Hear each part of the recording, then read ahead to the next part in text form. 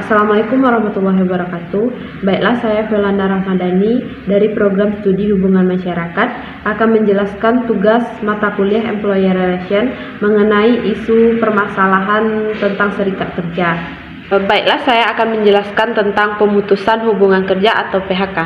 PHK adalah hal yang paling ditakuti oleh para pekerja, akan tetapi sangat lazim kita temui di Indonesia. Apapun penyebab berakhirnya hubungan kerja antar perusahaan dan pekerjanya disebut dengan PHK. Dalam dunia kerja, kita lazim mendengar istilah pemutusan hubungan kerja atau yang sering disingkat dengan kata PHK. PHK seringkali menimbulkan keresahan khususnya bagi para pekerja. Bagaimana tidak, keputusan PHK ini akan berdampak buruk bagi keberlangsungan hidup dan masa depan para pekerja yang mengalaminya dan keluarganya. Dalam hal PHK tidak dapat dihindari. Berdasarkan pasal 37 PP 35 tahun 2021, pengusaha diwajibkan untuk memberitahukan maksud dan alasan PHK kepada para pekerja atau buruh dan serikat pekerja atau serikat buruh di dalam perusahaan apabila pekerja atau buruh yang bersangkutan merupakan anggota dari serikat pekerja atau serikat buruh. Pemberitahuan PHK dibuat dalam bentuk surat pemberitahuan dan disampaikan secara sah dan patut oleh pengusaha kepada pekerja atau buruh dan serikat kerja atau serikat buruh paling lama 14 hari sebelum PHK. Baiklah, contoh kasusnya, pada saat virus corona memang telah memberikan banyak dampak dalam kehidupan manusia, mulai dari kesehatan, bisnis, transportasi, hingga sosial.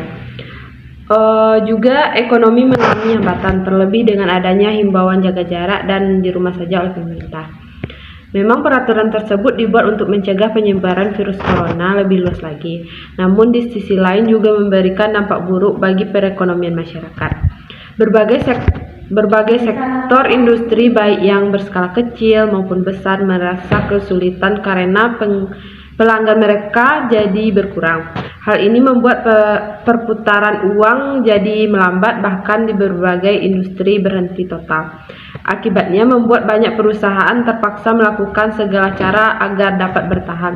Salah satunya yang kerap dilakukan oleh perusahaan yaitu melakukan PHK terhadap karyawan mereka.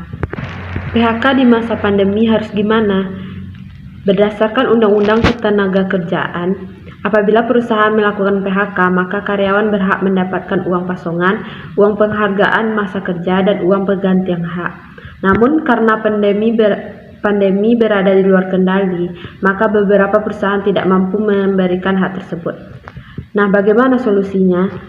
Yang pertama, mencari pekerjaan baru atau pekerjaan sampingan. Meskipun pandemi melumpuhkan mayoritas ekonomi di berbagai bidang, namun masih ada bidang yang malah meruak untung. Bidang-bidang tersebut seperti e-commerce, jasa logistik, kesehatan, dan telekomunikasi. Siapa tahu ada rezeki di situ. Lalu ada apa yang harus dilakukan oleh karyawan yang di PHK? Yang pertama, ikuti program Kartu Prakerja. Melalui program Kartu Prakerja, pemerintah Indonesia berusaha memberikan solusi kepada karyawan yang terkena PHK atau pencari kerja yang membutuhkan peningkatan kompetensi serta 5,6 juta pekerja lainnya yang terkena dampak langsung dari wabah COVID-19. Baiklah, mungkin hanya itu yang dapat saya sampaikan. Salah dan jangan saya mohon maaf. Assalamualaikum warahmatullahi wabarakatuh.